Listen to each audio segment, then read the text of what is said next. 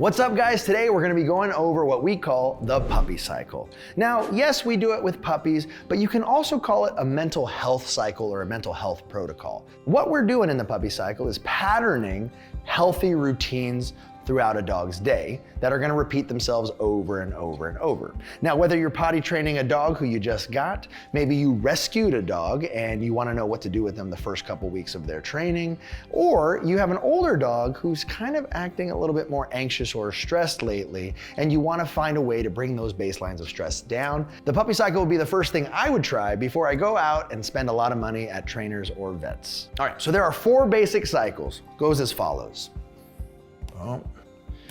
4. All right, so we're gonna go and break down these cycles one at a time. The very first one is gonna be sleep. This cycle starts and ends with sleep. So the average dog is supposed to sleep roughly 16 to 18 hours a day. Now, a lot of people think that this is a lot, but in actuality, if you think about it, it's like 8 hours at nighttime when you're sleeping, and then roughly every other hour during the waking day, which if you pay attention to your dog, you're gonna see the amount of naps that they take is pretty often. Now, here's something that's really important to understand.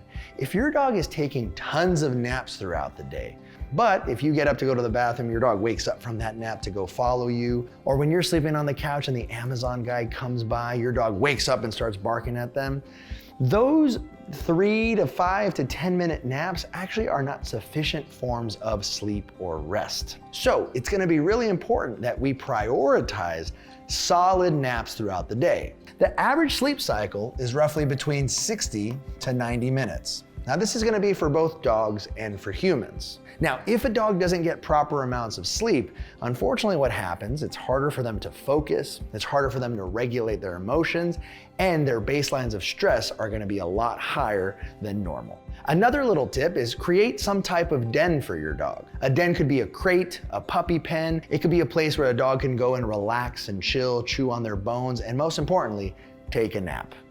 Now, for those of you who have a rescue dog or a brand new puppy, it's gonna be really important that we are potty training them.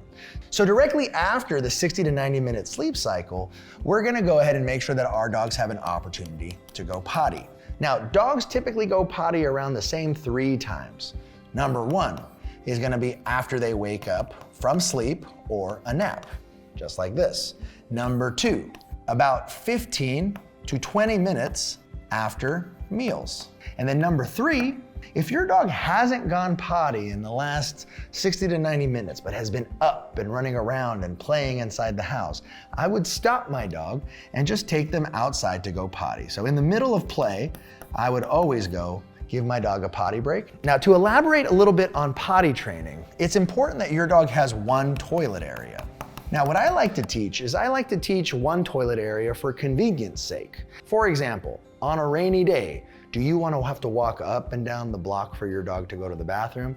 The likelihood of your dog going potty is pretty low. I want you to think of your convenience. Think of like a really super hot day. Are you gonna walk up and down your block with 120-degree weather to get your dog to go to the bathroom? Or if you live in a state where it snows, are you gonna take your dog out on a walk to go potty?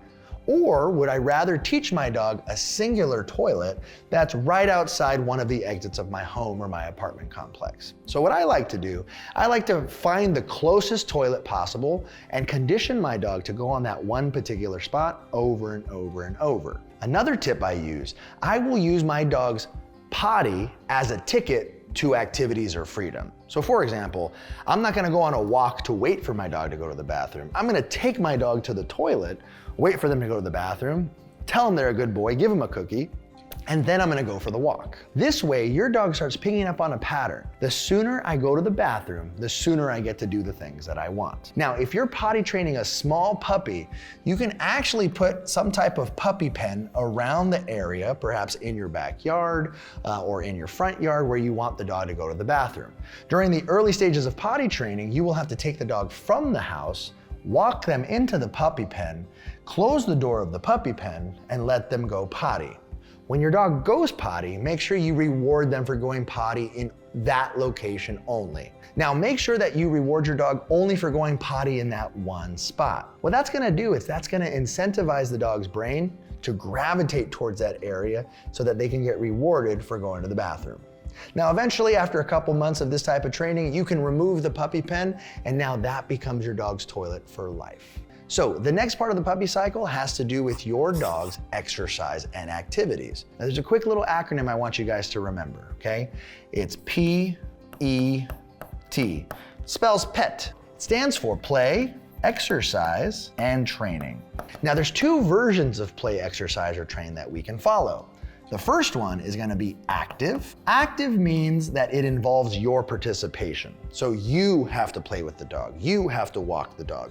You actively have to train the dog. The word passive, on the other hand, what it means is it's our opportunity to teach dogs to do stuff by themselves. So if I wanted to teach my dog to play with a toy by themselves, I'm gonna have to give them something that maybe is a food dispensing toy, maybe it squeaks, maybe they can kick it around and it can activate itself.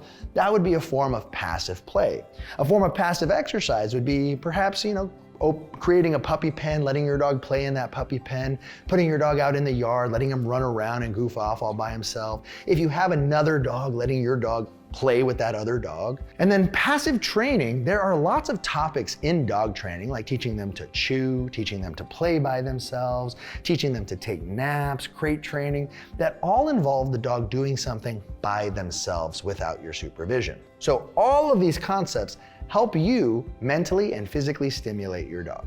Now, the minimum amount of time that we have to consider doing these things are roughly about 25 to 45 minutes. Now, in 25 to 45 minutes, you can do 10 minutes of play, 10 minutes of exercise, 10 minutes of training. You could do 45 minutes of training if you wanted to. The combination is completely up to you. But this interval is so important to remember because as trainers, we start seeing that around this time frame, dogs start losing their learning capacity and dogs start losing their cognitive abilities. So their ability to focus, pay attention, control their emotions, also start dropping. So if you've ever seen your puppy or your young adolescent rescue dog start getting a little rambunctious, start getting a little mouthy or bitey, or start getting a little grumpy, this could be a sign of what we call drunk puppy syndrome. As the dog loses their inhibitions, they start acting either like a playful drunk or an angry drunk. And we all know there's no reasoning with a drunk. So if you notice that your dog is falling into drunk puppy syndrome, we move on to the next stage in the cycle, which is probably one of the most important life skills your dog can learn. Check it out. The next section is called decompression. Most animals, the way that we decompress is something called sensory grounding. Now, there are 5 basic senses that we have as people.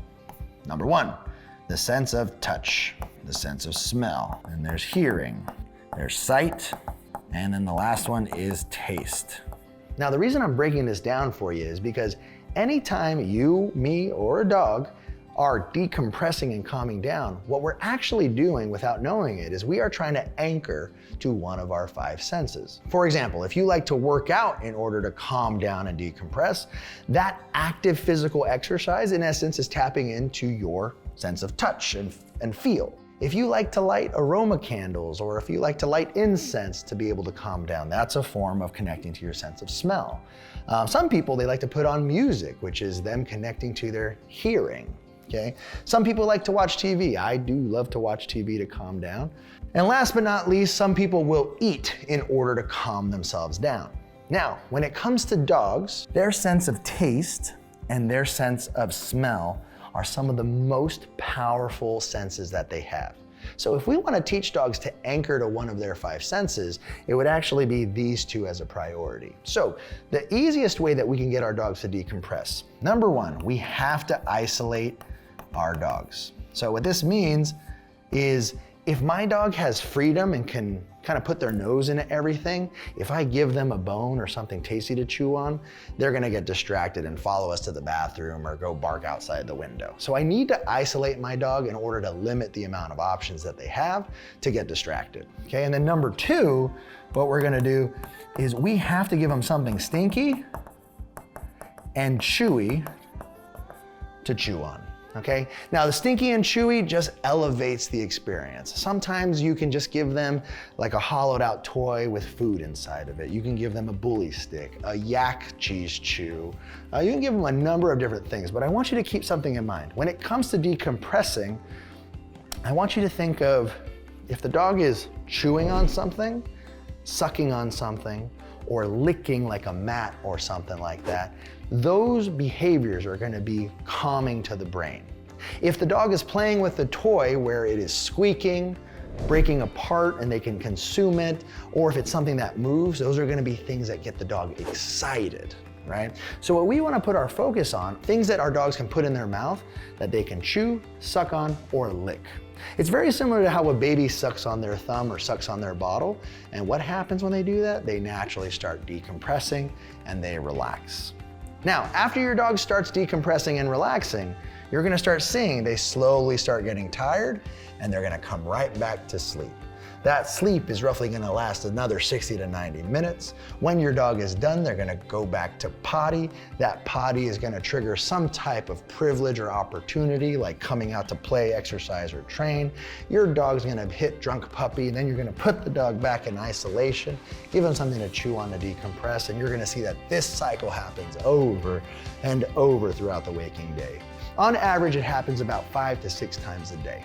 My dog's getting sufficient amounts of sleep for proper mental health and growth.